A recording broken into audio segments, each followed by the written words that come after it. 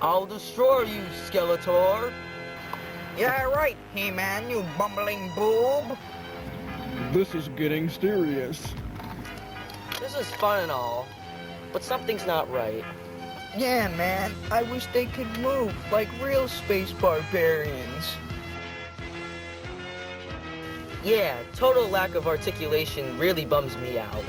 Yeah, man, I wish they made new He-Man toys. Did somebody say new He-Man?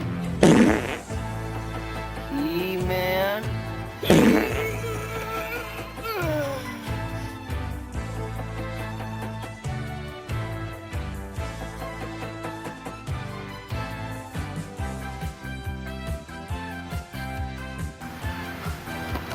What the? Modern posing? Retro play? Look at his muscles. They're glistening. Go on. Play with me, kids. Holy Eternian toilet pies. He's gorgeous. Look out, bumbling boob, I'm gonna straight Van Dam you!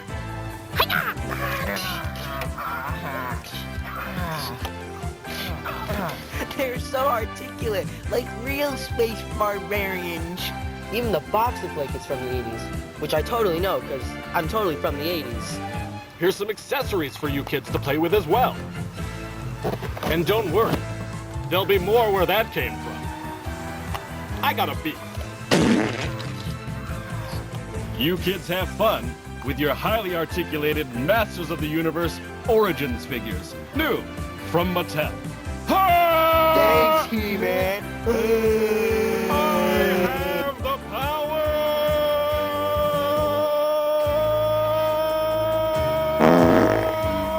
New from the Masters of the Universe collection. Other action figures each sold separately. From Mattel.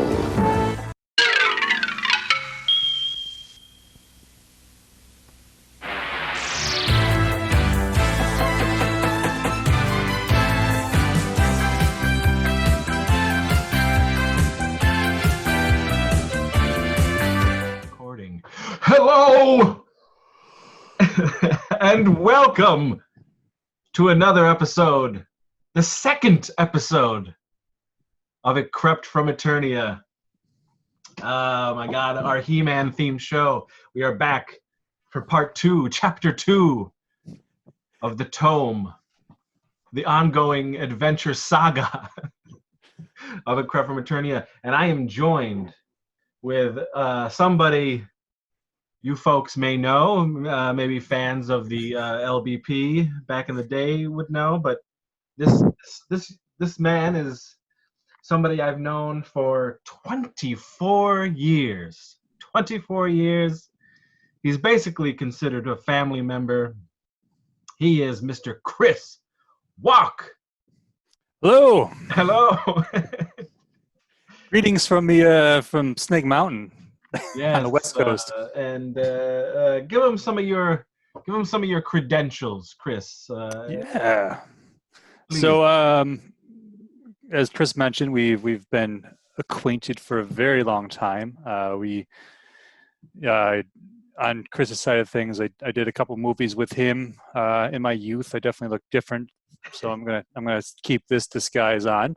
But currently, I run a website called Don'tForgetATowel.com with Chris's cousin Casey. We've been doing that for 8 years. I am a host of 2 podcasts, Towel I Talk, which is a geek news show that Casey and I do, and then I also host a round robin table discussion of Star Wars called Star Warriors.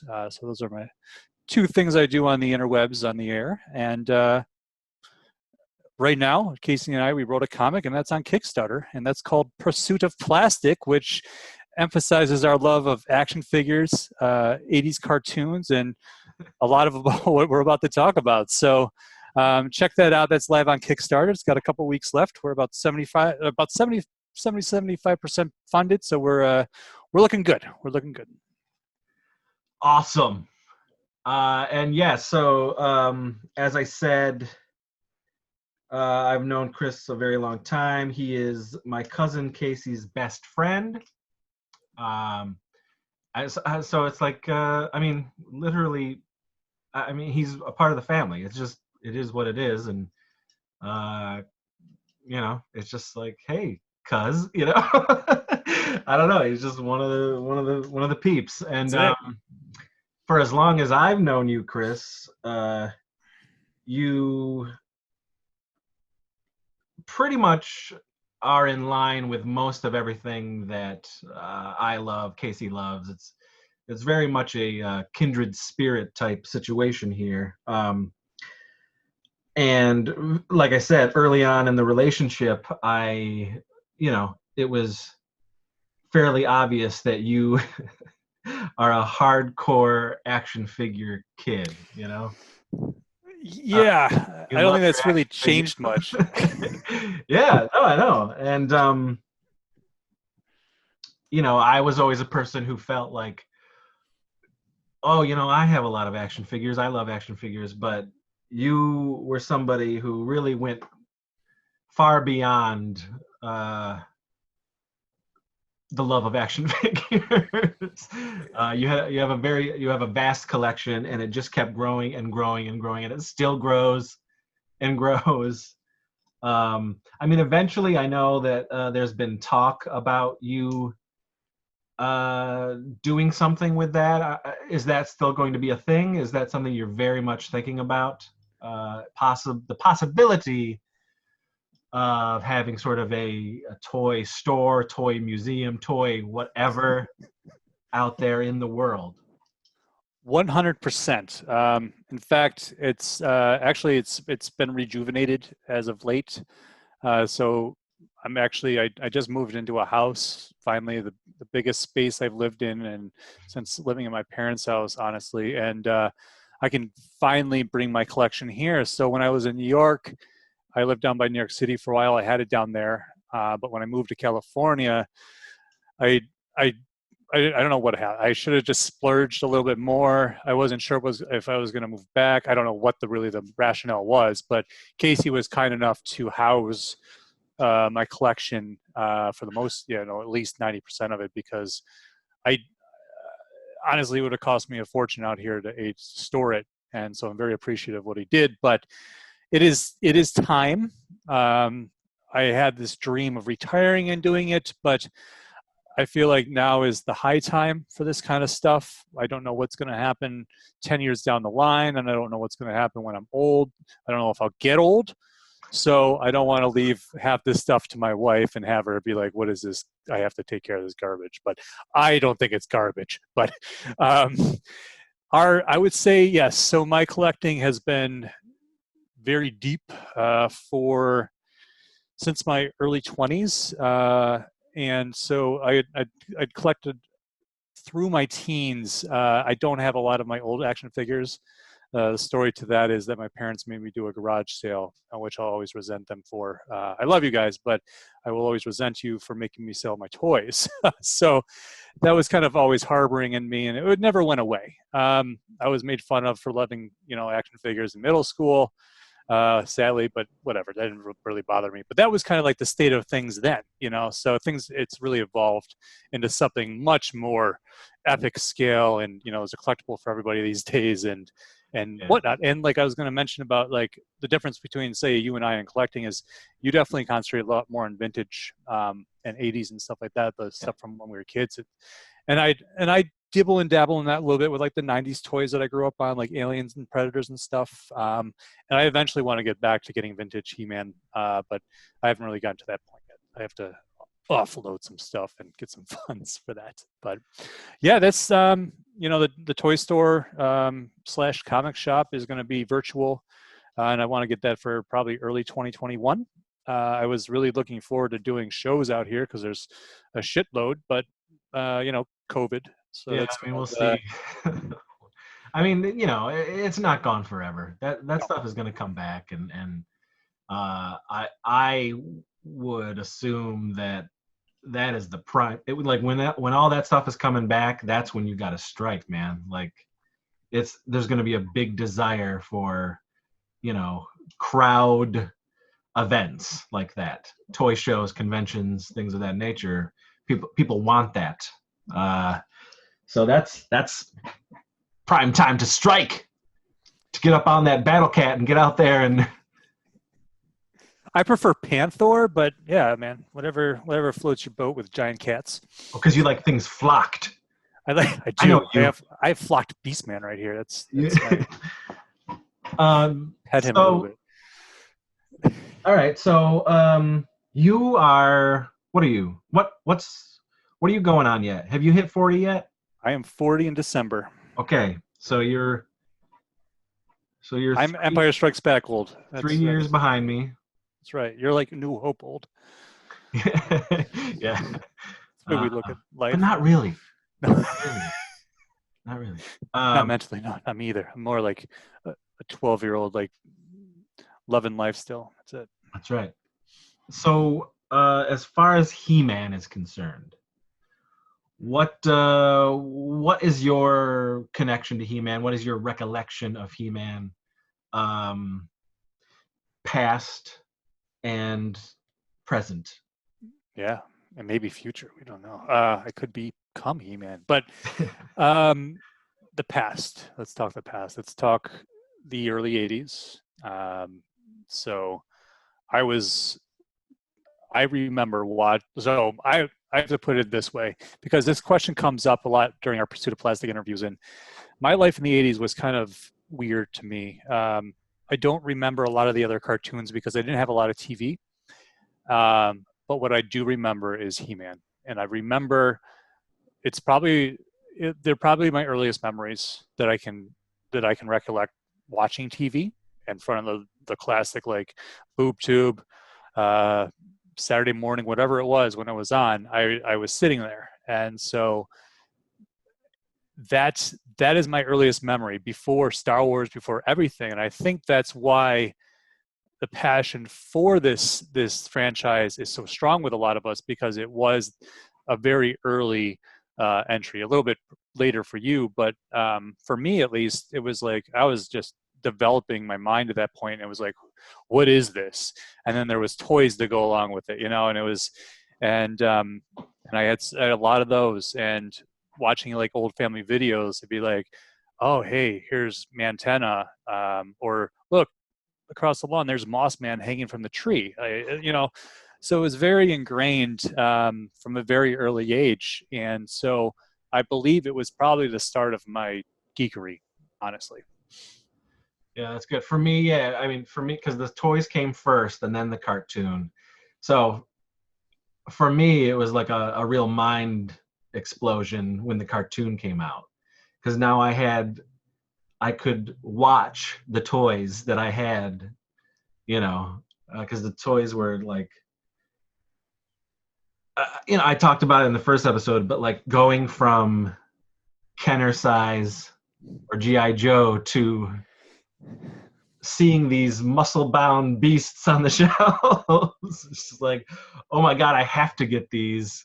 And, the swiveling of the waists and the power punches and all that stuff, it was like a revelation to a Kenner Star Wars kid, so yeah, but the cartoon definitely solidified the magic there. Yeah, I just want to kind of mention, in terms of how you're describing the toys, there wasn't really anything like that, and still today, they go back and they'll remake other franchises into that scale, that beefy He-Man scale. And it's interesting to see those, because you're right, it was like Super Friends, Super Powers, or whatever the DC line was, and the Star Wars, and it was all that size before there was Mego, G.I. Joe, and G.I. Joe, and it was just G.I. Joe. But I didn't. They had that. They had the Migos and all that stuff. But these, for kids, growing up in the 80s, we didn't see anything like He-Man. There wasn't, so it was like a little brain explosion of power. Yeah, it definitely set a precedent. Yeah, you're right. It did, because you look at other lines that came after, like Real Ghostbusters, Ninja Turtles, and they followed along in in line to the Master of the Universe toys than say, Star Wars or whatever. So Yeah. it did have a huge influence because it came out bam right in the beginning of the 80s. And the 80s was such a magical time anyhow for everything, and it set the course, not for just our lives, but for I would say collecting and everything we're into today. So do you remember? I mean, so as a kid, do you remember the waning of He-Man? Do you remember like it not being a thing for you anymore after a certain amount of time? So that's what I kind of want to get to. Is kind of like my 80s experience was strange, not having a lot of TV. I had maybe 3 channels that mostly worked. I lived in the country, so I lived on, in the woods, so I was outside a lot. So I don't remember the New Adventures of He-Man when they tried to do that. I don't at all, and I tried to watch it the other day because I've been and we'll talk about the original show in a little bit, I'm sure, but I'm on a huge binge of that right now. And I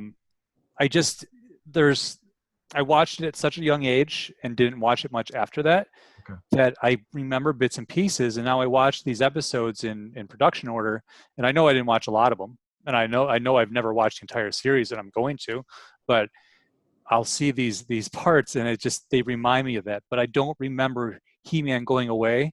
Maybe because I was 84. I was still only 4, So it was like, boom. But He-Man was still a part of my life, where I was outside with a stick, being like, I have the power, or like my dad would split wood with an axe, and he would be like, He-Man. So it was like, it's funny because I know it had a huge influence in my life. Yet, the time I remember mostly were late 80s, early 90s as another very most impressionable stage of my life. Yeah. Okay. So He-Man was basically done by 87.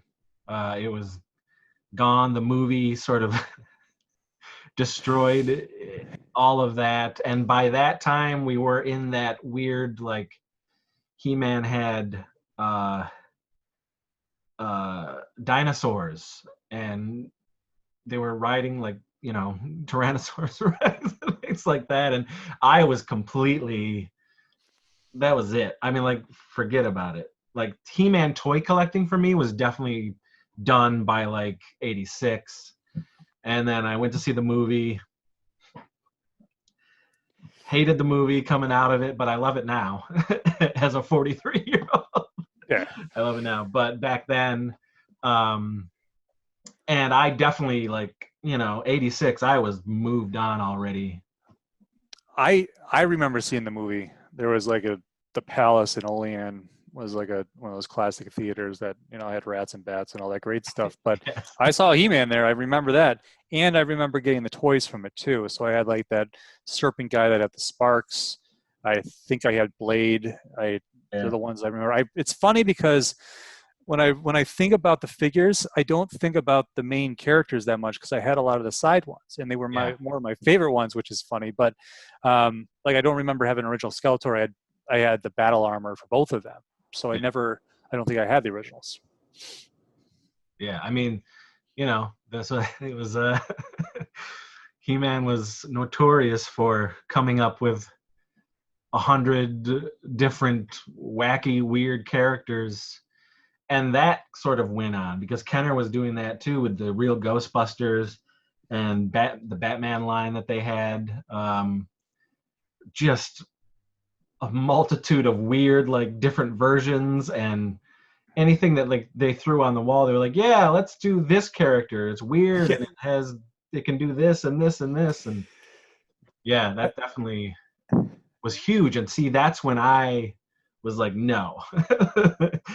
Like, so I didn't have any of those, like, Snake Man or any of that stuff. Like, that wasn't even, I just didn't like the whole vibe of it. And I was thick into Mask and real Ghostbusters. And, so really, like, my He-Man is the first couple of years, those guys, those characters and things like that. And then it just got too silly for me. But I still continued to watch the cartoon because it was reran over and over and over again. And not only did you have it on Saturday mornings, but you had it in early mornings before school. You had it after school because the show was syndicated. So it didn't matter, if He-Man was over. It wasn't over because it was constantly playing no matter what. So Well, that's smart because I mean they were able to sell toys for 3 more years, which is interesting that they dominated the market for. I mean, if the toys came out before 82 into 83, they were before you said they were before the show because we all know the show was made because of the toys. But yeah, when did the toys first come out? Was it I remember? Oh, Jesus. I want to say 82, 81, 82. It was pretty early. It's the second toy that I remember after Star Wars. So it had to been early, because I still have pictures of little blonde fluffy Chris Seaver with his Spider-Man shirt and He-Man toys on the table. You know what I mean? And that's early Chris. would you have a Prince Adam haircut? Is that what you said? It was Not a He-Man one. Prince yeah, Adam. maybe I'll put one up so people can see. But I did. But I was like a towhead. It wasn't blonde. It was white. It was just and I didn't start getting blonde until 4 or 5, around there. But yeah, I don't know. So I can see He-Man still being very relevant to you at that age, and especially if it wasn't going away, so you sort of always had it. Yep.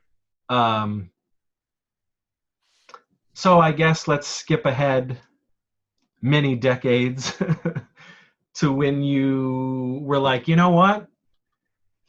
I'm gonna jump back into this He-Man world. I'm not talking right now, but when the Mattel thing started really taking off. I don't know. Did you do the commemoratives or the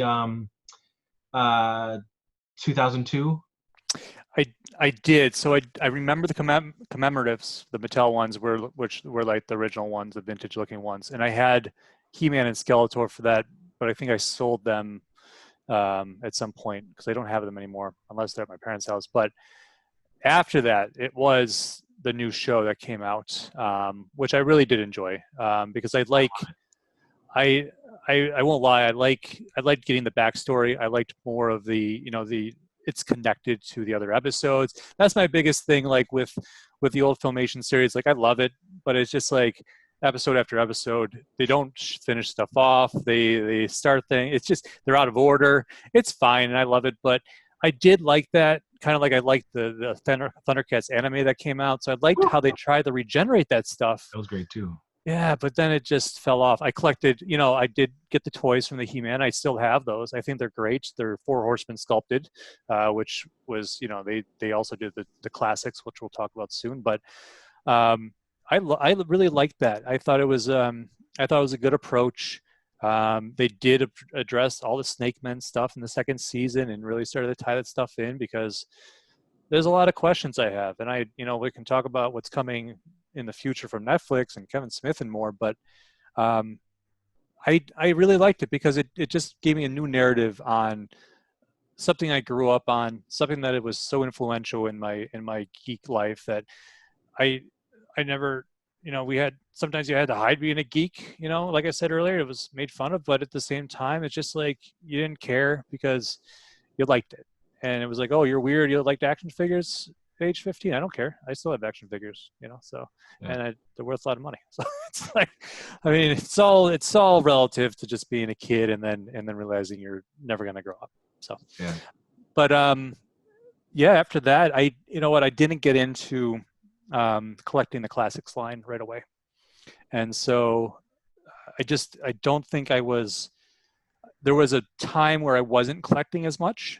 And I think that's when it kind of fell into that. And by the time I wanted to, I was so far behind, those figures had gone up in price astronomically, and they still are. And so I was able to go here and there, get the ones I wanted. I bought Grayskull, which we'll show everybody in a little bit. But I love that Grayskull because it is epically huge, and it works really well with the smaller figures because it does give you a much better scale than the 6-inch figures have up to it. But I love it because I never had old Grayskulls, so I was trying to kind of make up for some of the stuff I didn't have, and also that it looked that much more newer or redone or remastered, whatever you want to call it. And they still did pay really good homage to the old figures. But like I said, I kind of just picked and choose which ones I want. Like a lot of those are Casey's house, so I'd like have He-Man and Battle Cat. I bought where the Four Horsemen did both DC figures and the classic Masters, so they did 2-packs. So it was like He-Man versus Superman, Skeletor versus Lex Luthor. So I bought a couple of those, which I liked because I was able to get kind of the classic look Masters without spending a lot of money, and I could get my DC figures at the same time. So those were cool. But I was really amazed by how deep they went with that line sometimes, and how it continued under Super 7, and they tried to for a while. And I think COVID messed that up actually. But Mattel themselves messed it up too. Mattel did. Mattel messed it up. They always kind of messed up their clubs, and it was kind of sad because Mattel made good toys, and they really did, and they were good quality plastic. They had that special formula, which is either a real story or not, but I'll believe it. And so it was cool to get Super 7 continuing it, but then you had like production QC issues and all that stuff. But I never really ran into that. I like them. But I do like that one company picked up the ashes from the other one to kind of give the fans closure to their collecting. Yeah. I have never, other than you, I have never known anybody who would just instantly pre-order shit. Like, I just didn't know anybody in real life other than Chris Walk. You know what I mean? So when things were coming that I knew were coming, I would say, you know what, Chris Walk's probably getting this. So for me, I honestly thought that you started in the Maddie Club super early. I thought you were rocking those things left and right. I wish I would have. That's hindsight is 2020 and more on that one. But I did have the opportunity with Super 7 to get their Ultimates, so I was happy that they re-released them. And the fun thing about Brian Flynn and Super 7 is that he's such a toy nerd that when he does these Ultimates, he does them in very much tribute to the old figures, especially with the Ninja Turtle ones, for example, that he's doing now. It's do the Shredder head with the eyebrows on the helmet and stuff like that. So those little intricacies that were kind of whoa, what the heck is this? Or that's not right. They are doing that now across the board with all their figures. And I think that's great because when you look back and as a vintage person, and you're kind of well, I like these updates, but they don't, they're updates and they're not really paying.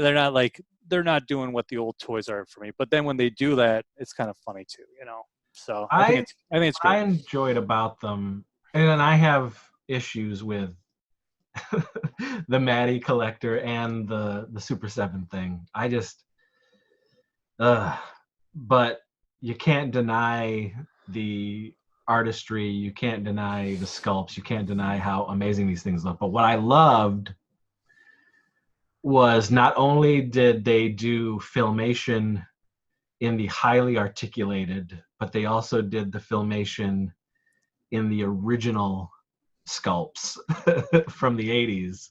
Yes. That I appreciated, because for somebody like me, who, yeah, like, see the 6-inch, 7-inch, whatever.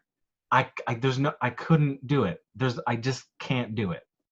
No, See, and they and the look thing, amazing, but I yes. can't spend like $50 on it. I just can't.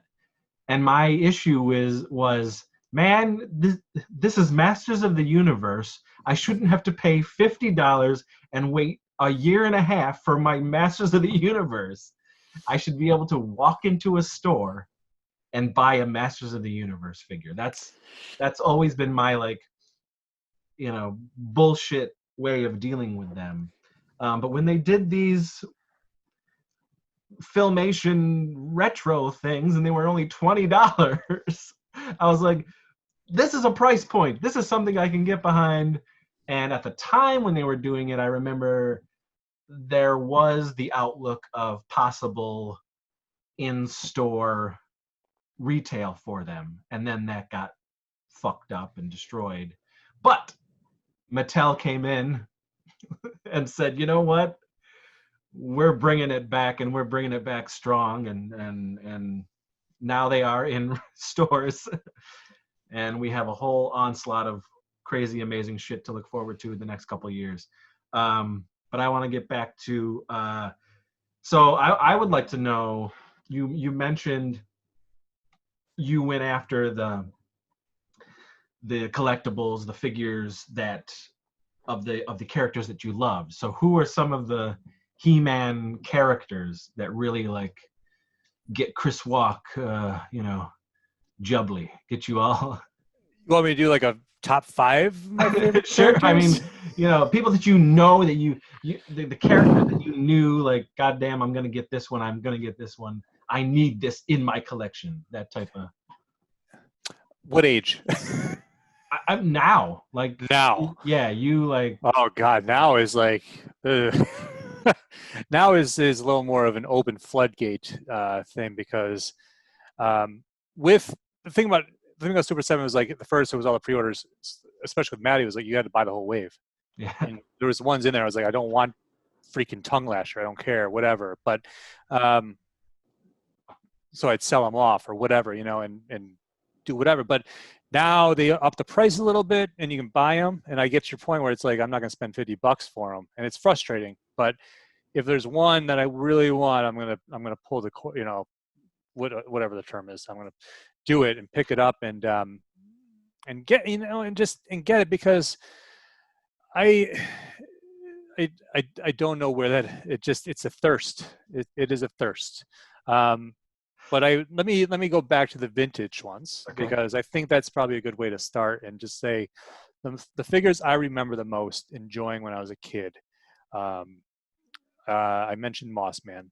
That was probably one of my favorites, because I could take him outside. There was moss everywhere around my house, growing up in, Western New York, like we did in the wet and moist area. So, yeah, he was one of my, and you would disappear in the dark, whatever his thing was that he did, but he was flocky too, right? He was like gross and mossy. I love that. I thought what they did with each of those figures, like you said, they did the accessory or the special action feature was something over the top from what they used to do with action figures. And it was so different. I remember Cyclone. He's one of my favorites, just because I could spin him around and around. Let's see. I love Merman is one of my favorites. Me too. Hands down. I love ocean stuff to begin with, and I love ocean gods. So, and the fact that Merman was always like Skeletor's lackey always kind of made me mad, because he could probably wipe out Skeletor easily if he wasn't such a lot of those, a lot of his henchmen could probably take out Skeletor, and they always wanted to. They didn't like being ruled by that dude. No. They were always trying to thwart him left and right. Yep. Um, Last two, Man at Arms has always been my favorites, and actually I'm waiting on my Mondo of him.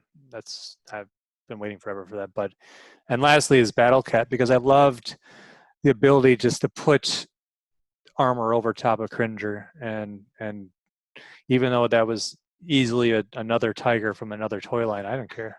Yeah. It worked out, and it was such a neat accessory just to be like, now he's Battle Cat, especially when you're a kid. So those are my 5. And would that be today? Like for me, my big thing is like as a kid and as an adult, I love the Horde.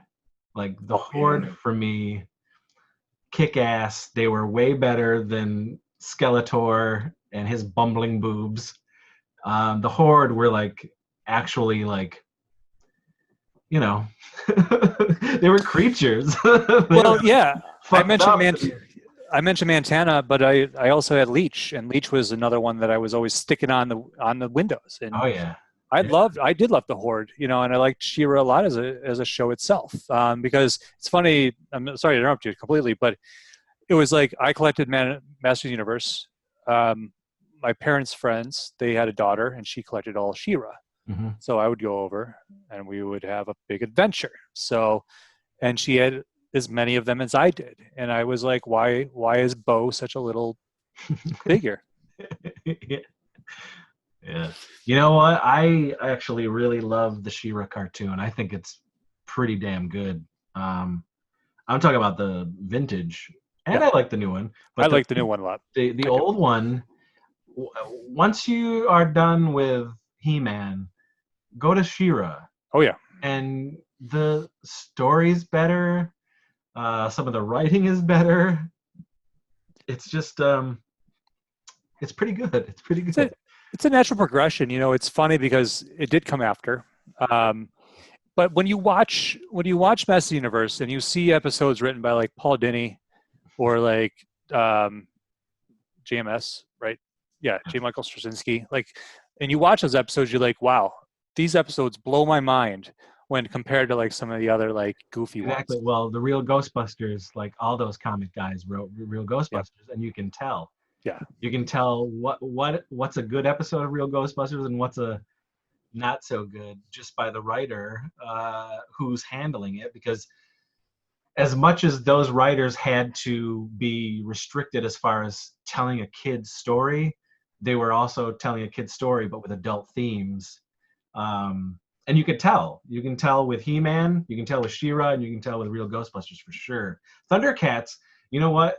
I have always held up Thundercats from then to now as a cartoon that, for me, has never lost its luster as far as storytelling, character development, and writing. It's really good.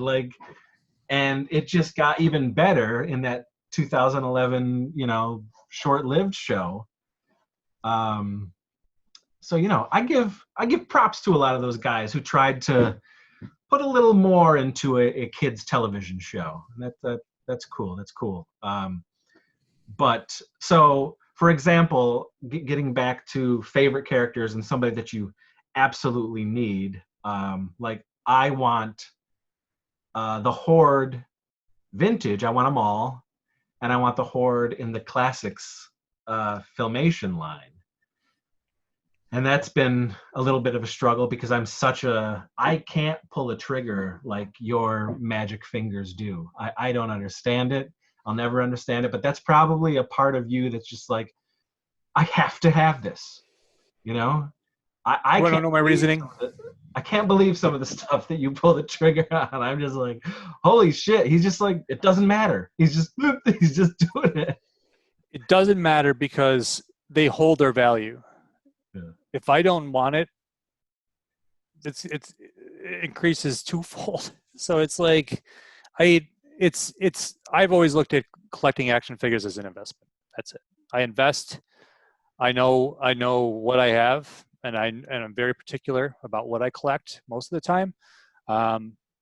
And so I do it twofold. I collect for myself and I collect for my store. So there are certain things where I'll take a risk. You know, it is like that with investing to begin with. So I kind of look at it on that same level, I guess. Yeah. So I guess that's why I don't, because I have no interest in reselling or, doing any of that. So I just look at a piece and say, God damn, that is amazing. But holy shit, God damn, that's $160. Like, so I can't do it and I lose it and I'm never going to get it, And that's just how it is. That's how it is. So sometimes, I look at these classics figures and I'm like, oh, like they look so good and these are characters that I want, but I can't, I just can't pull that. Now they go for 90 Hundreds. and more, like. I was looking up So- some of them last night. It's insane. I'm always looking at Hordak. I always want Hordak, but Hordak is, he's just so expensive. I got him for the Filmation line. The Filmation line I'm talking that about. one. I got that, and it's gorgeous. I know you It's- do. It's saw gorgeous. I know. it. You showed me. You pulled it out of its box and showed me. That's right. That's right. It's at Casey's, isn't it? Yes. Is it still? No, I'm just joking. Yes. Yes. I remember moving all those boxes down into the basement. Yes, I appreciate that. That was awesome. They're moving out this week up the stairs. Whew. I'm glad he's been working out because those comics are heavy. So good luck. All that shit. Thank you, buddy. But Hordak. Hordak is, I think, the next in the Mondo line, and he is sick looking. So I can't wait for it. Yeah. Man. And I can't I that's something where I'm like, you know what? I could put it, I'm talking about the 7-inchers or whatever. I could put it on a Christmas list and hope that, somebody gets it for me. But for example, my wife will look at something like that and go, you want a $90 to $100 figure that is 7 inches? You're crazy. You know what I mean? Where she would rather do, why don't I get you a 12 to 14 inch figure for $200? You know what I mean? She would rather do that stuff. And I get that. I understand that because she doesn't see the value in any of this shit. These little, she's just like, it's so little. I don't care. You want to display it, and this is so little. But when you have something big, it's like, wow, look at that. It's it's huge and it's beautiful and it's amazing. And I get that. That's why I just do all of it. Well, I was not going to collect 1/12 scale or 1/6 scale figures, but Casey convinced me to do it, and it's been a downward slope. A great one, a fun. Well, I have too many already, and I love them all, but I won't complain. So vintage style, well, the original toys, which I had, and that's another thing. I only go after the stuff that I had. I just recollect, when that is over, then I will go after the stuff that I wanted and never got, vintage style. And then when that's over, I'll probably resort to getting 80s stuff that is done in the modern style, and I do that here and there anyway. But so I did end up recollecting the Horde in the old stuff. Nice. And then I just got a friend of mine knew that I was going after Hordak, 85 Hordak complete, which can go for $60-$70 outside of the card complete. It can go for that, but he sent it to me. That's complete awesome. With the cape, his weapons, the comic, nothing. He just sent it to me. So I didn't have to pay anything. So that's like a small little grail off my list for the Horde.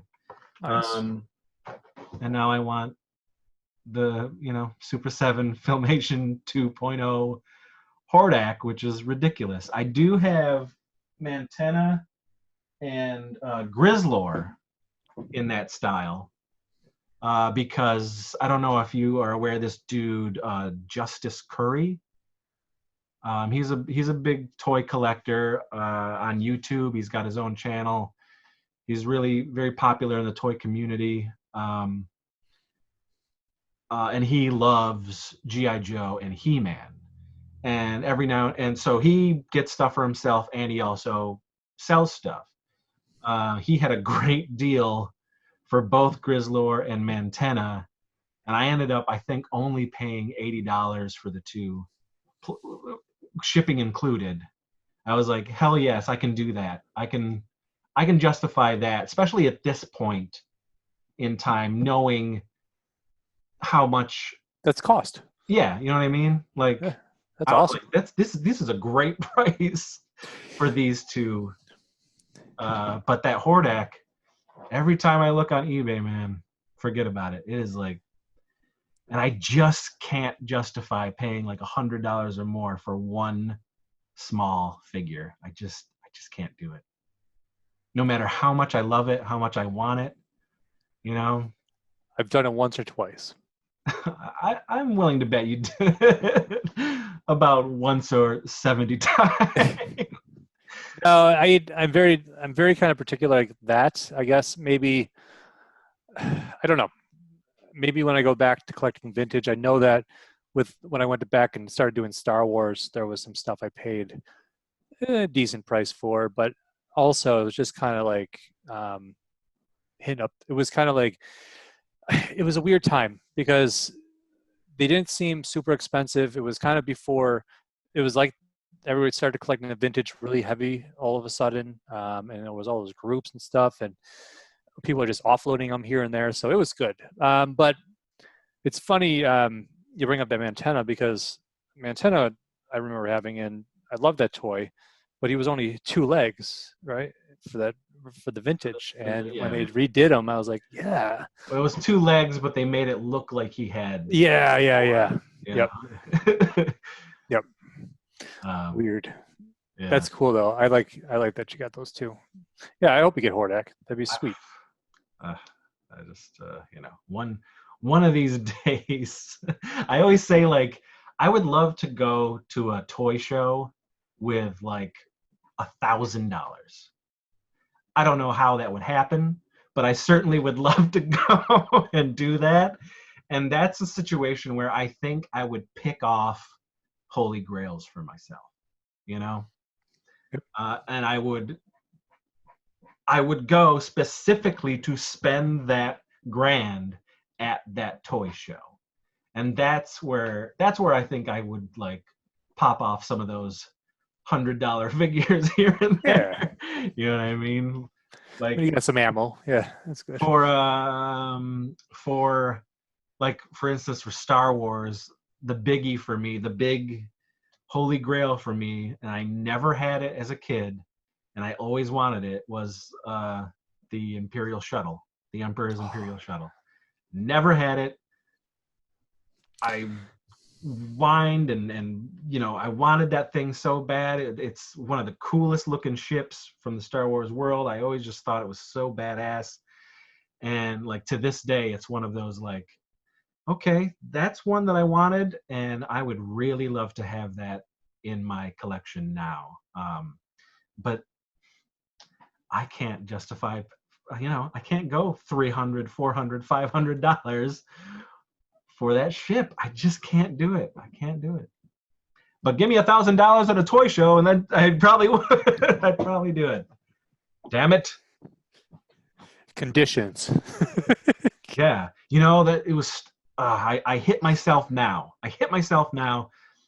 Casey and I, a couple years ago, went to RetroCon, toy convention in Pennsylvania, and across our table, because we were there selling, across the table was a loose Imperial Shuttle, and it was only $127. Somebody had it there for only $127, and even then, right in front of me, knowing that it was only $127. I just kept trying to justify it in my head, like, do I want to spend $127? Like, I let it go. I let it go, and I haven't seen it that cheap ever again. You know.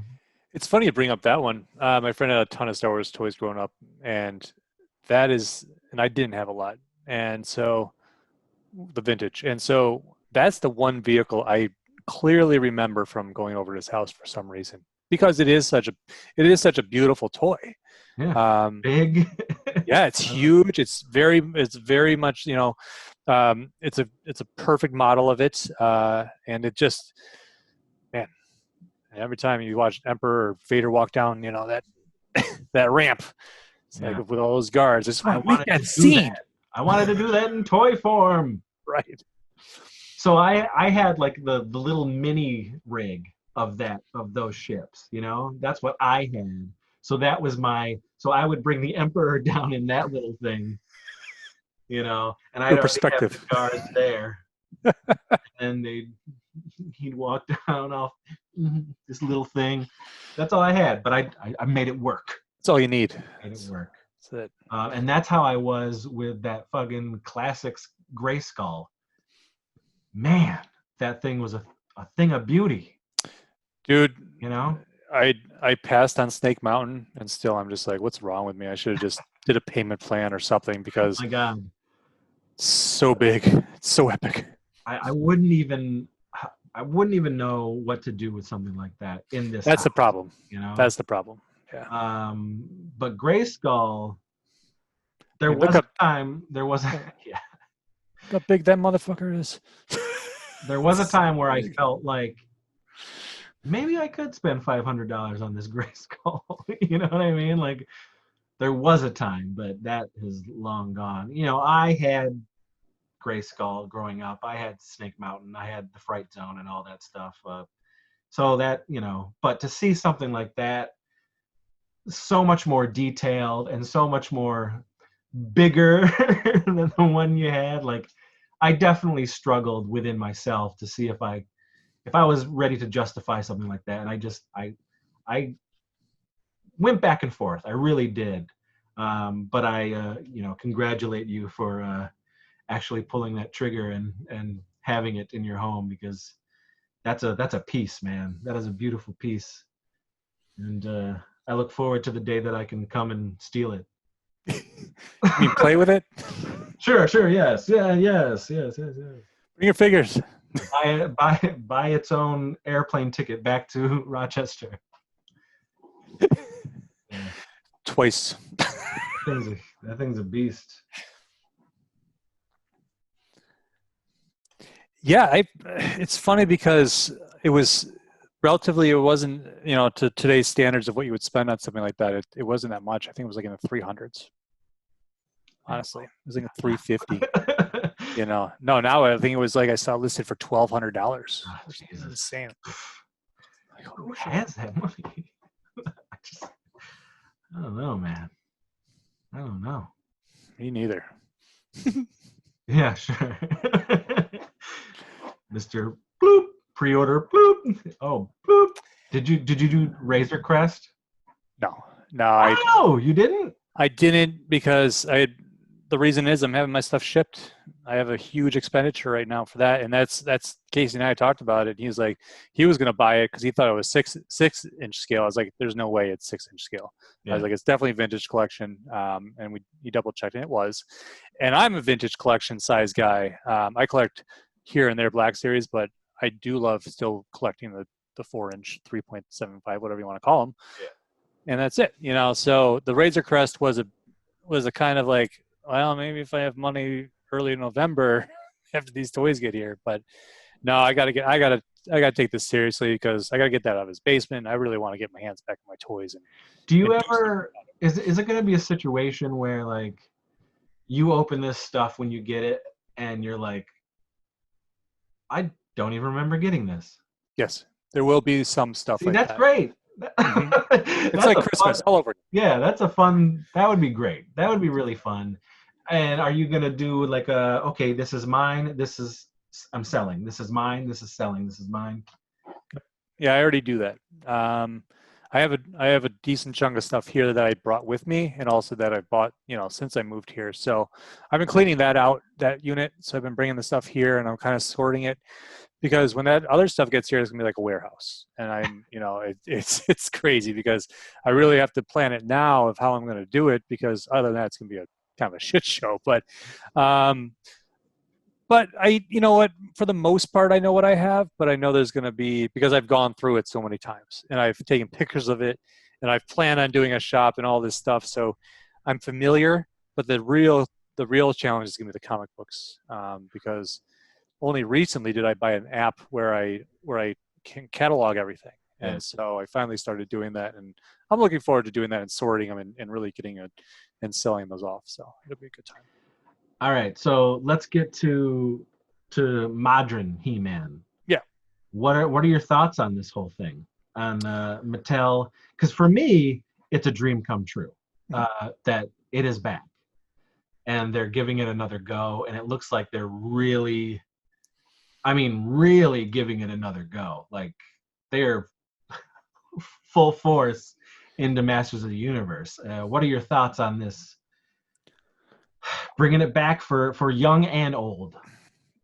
From that perspective, I love it, because I do love how Master Universe has kept its clout in today's society, and kind of just kept up on its place in pop culture, to the fact where what has really come out of it, besides the cartoon series, a movie, some other cartoons, and action figures. So it kind of baffles my mind sometimes that Sony's doing a movie and 2 shows are coming to Netflix. But the She-Ra one, like it or not, I liked it, and I liked what they did with it.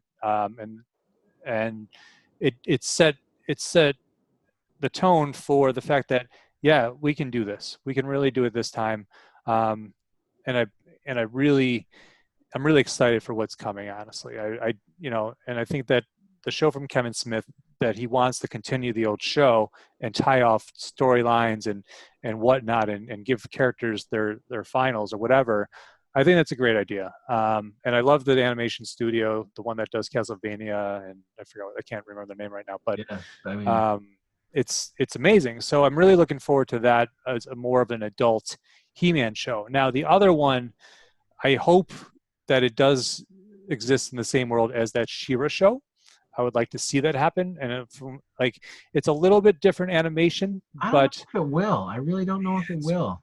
I didn't finish She-Ra yet, so I really need to do that, because I don't know what they do by the end of the show. I think it's going to do its own thing. Maybe. And I wouldn't be surprised if She-Ra pops in, but not that though. Okay. Because of the CG animation that they're doing for this show. And I just saw that they the writers finished the series, handed in their final scripts for that Netflix cartoon. Okay. I knew the Revelation was all done. Yeah. But this, I was questioning, like, where's this other one? And then today I saw a Twitter of the writers, and they said, yeah, we just put in our final draft. So I love that we're getting sort of both for both worlds, and there's a potential for us, 40-something man-children to enjoy both. But there is something for the kids, and that's something that, like, I really enjoy about what Mattel is doing with this line, with this new launch, is that they are truly trying to go after both sets, the kids and the adults.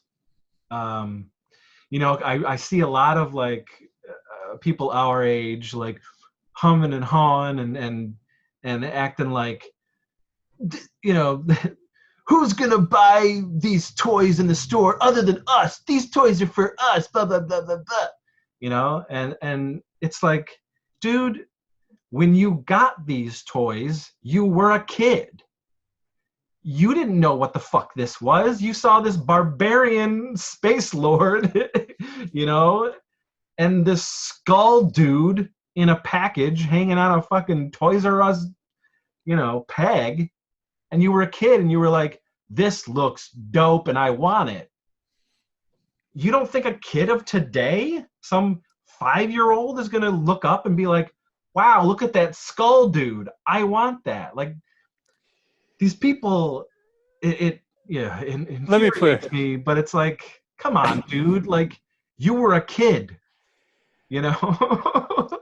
let me put it this way: there's a lot of self-professed like experts out there in what they want to think they know and decide for everybody else. So, but it's like you just said. I mean, they put these toys out for us before the show came out. It set a precedent for that, and then it Yeah, went and crazy. then don't you think, Mr. 40-something man-child, don't you think that once these cartoons do hit, once more merchandise hit, these kids are going to be exposed to Masters even more? Like, it's just, I don't know. I think it's a wonderful thing. I really do.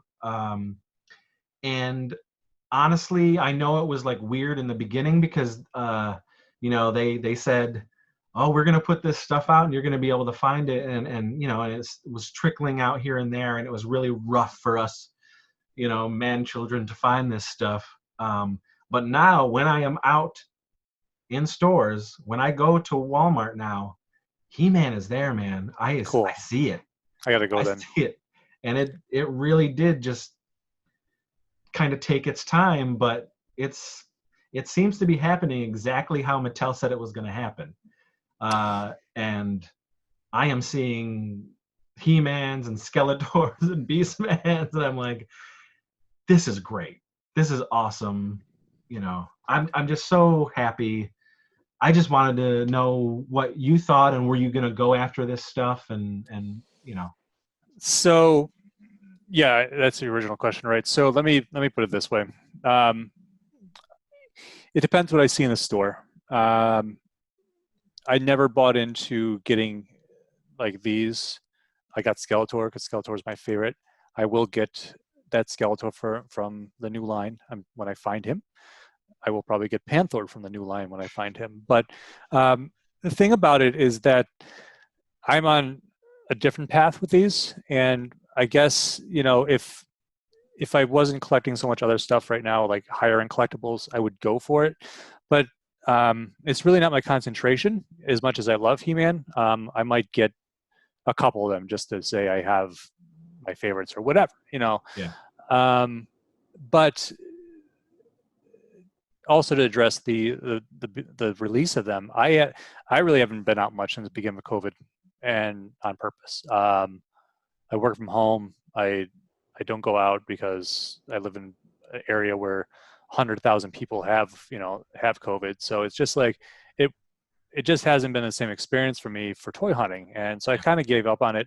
I had kind of given up on toy hunting before it, even because of Skeletor and all those guys out there. So it's hard for me as a serious collector to not get frustrated. Like, I remember you and I were talking when you were in Maine and coming back and hitting these Walmarts, and they're not in stock on the release date. Yeah. And they're not even making it out of the back room because everybody wants to get on eBay and try to get rich. So it's a very frustrating, I guess, culture we've set up for ourselves in a way, because we do love it so much, and we're like jump on things, and so people will take advantage of that and try to, you know, bot their way through it. But if what you're saying is, you know, across the board, I'm very happy to hear that, because that is what Mattel promised, and I want to see that if I do walk into a Walmart and say, yeah, hey, there's He-Man.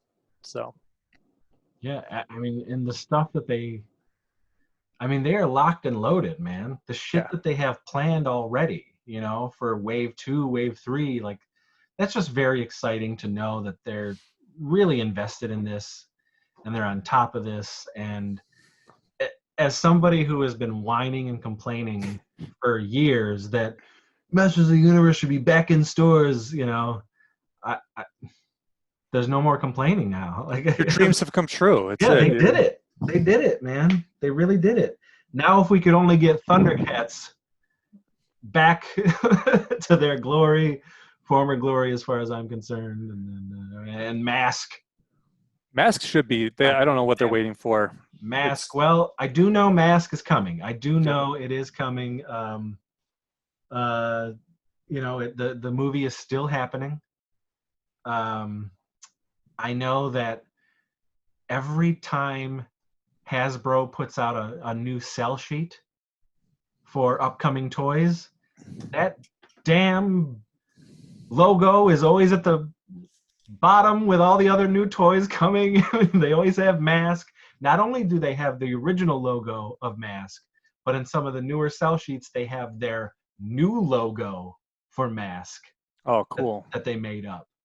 And I'm like, it's coming. It's coming. I just have to be patient. There's plenty of stuff out there. A vaccine. That's what we need for all this stuff to happen. Yeah. That's the big, like, we all know it got ruined, like a lot of this stuff. And that's kind of like with the He-Man thing. I wonder if that show got kind of slowed down, like it was due out sooner than it should have been, and then it got I thought because these toys would line up with it, right? I thought both of those cartoons were supposed to come out sooner. But hey, I mean, whatever. If it helps them do what they need to do, like for instance, I know it helped Stranger Things a lot because once they shut down, they were able to complete every script of season 4 and map out season 5. So that's great. Whereas before they would be shooting and still writing for subsequent episodes. Yep. So this might work out perfectly for these animation companies. Fine tune some of this shit, and I'm okay with these cartoons hitting later next year. Absolutely. I'm not complaining. I also think that we're going to get a lot of really good stuff from creators and creative minds out of being stuck inside and just, having nothing else to do besides create. And I think we're going to see a lot of good stuff across the board. Yeah. Yeah.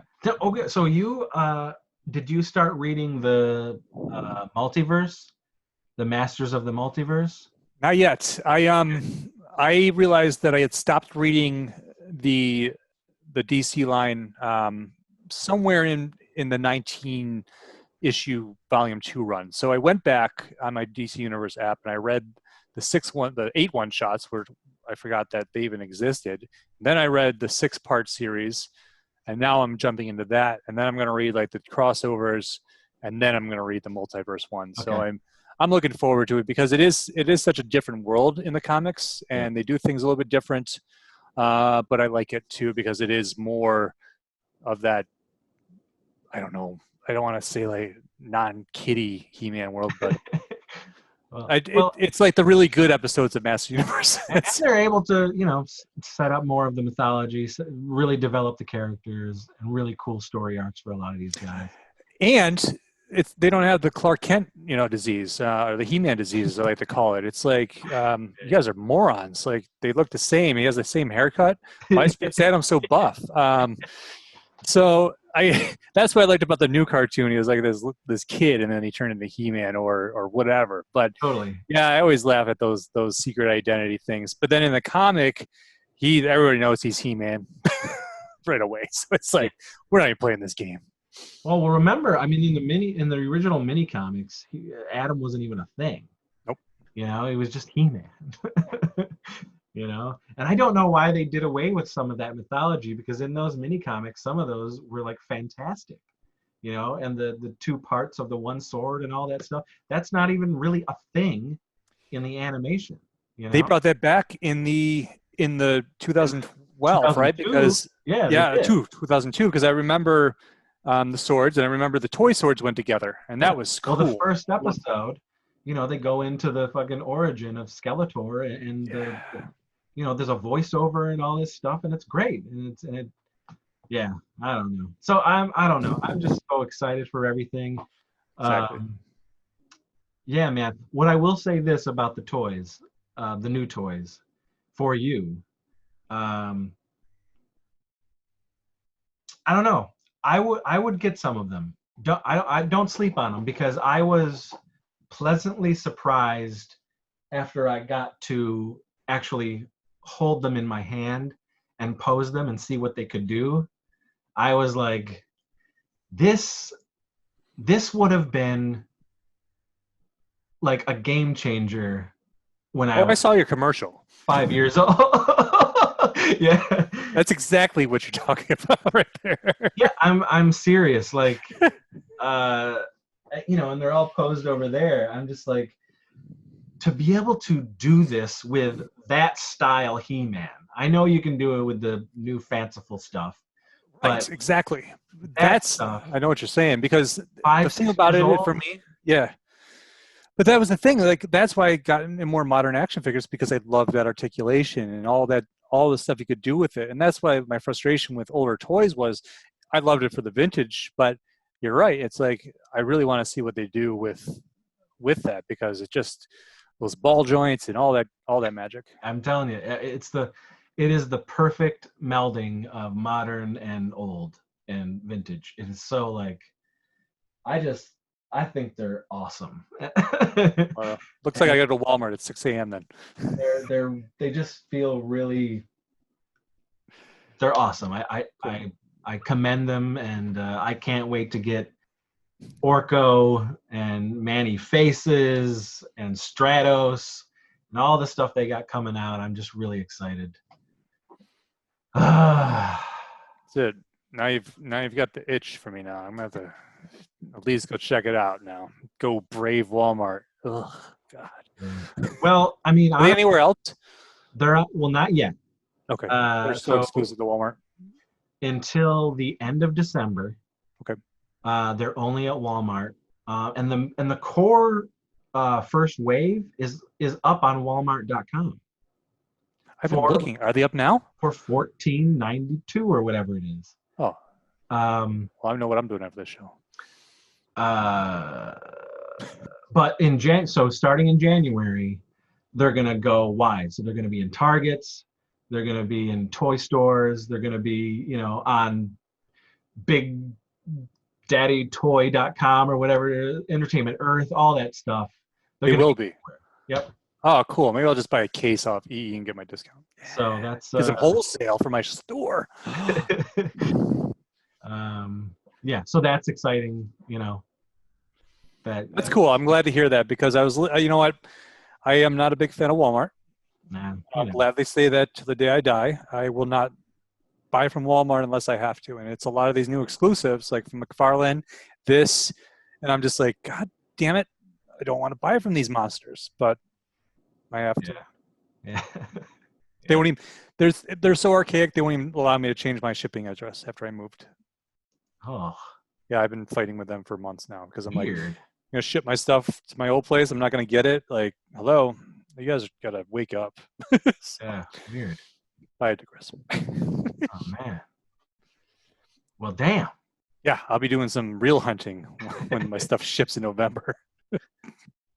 Oh, shit, this was good. This was a lengthy discussion. I can't believe we did this much. All right, awesome. Yeah. I hope we can do this again and well, and more. You just gotta tell me, man, and we'll rock this. It sounds good. Rock this. We always have the power. That's right. We have the power to creep from Eternia. That's right. So is there anything else you want to say before we head off? Before we leave Eternia? I don't. I just, I'm glad that we got to do this. I'm glad that you're doing this show. I think that, there's a lot of topics to talk about. And as, more and more stuff rolls out, it'll be exciting to see when it comes and how great it is, and a lot of discussion points. So yeah. I would love to do a, when you get your stuff back, I would love to see what you have. You should just do like a whole, this is my master's stuff. I tried to a little bit here, but I ran out of room. I was like, what can I do as my backdrop for this show? And I'm like, oh, nope, it's too much. All right. Yeah, but so you should have your tubs and just go, and here, And he, Beastman, circa 2003. oh man. All right, Chris Walk. All right, Seavage. So that's it. We will get you on another episode, and thank you for joining me. And I certainly will think of you as the co-host of A Crept from Eternia, and we will mind meld on more upcoming adventures, good journeys, as it were. And I'm excited for the future of Masters of the Universe, and I hope you are too. I can't wait to see you in live action form once again. Chris Oh my Walk. gosh, my friend! One day we'll be able to travel across this country, and we almost did. We were going to do PowerCon. We were talking about it, so maybe we should definitely discuss that in the future again. So I know I do want to do it. That is something I do want to do. So maybe September 2021 we might be able to do that. Yeah. You never know. That's right. All right, buddy. All right. Awesome. Well, thanks for having me. Yeah. It's a pleasure to always geek out. So That's right. So thanks for joining us on another powerful episode of It Crept from Eternia. That beard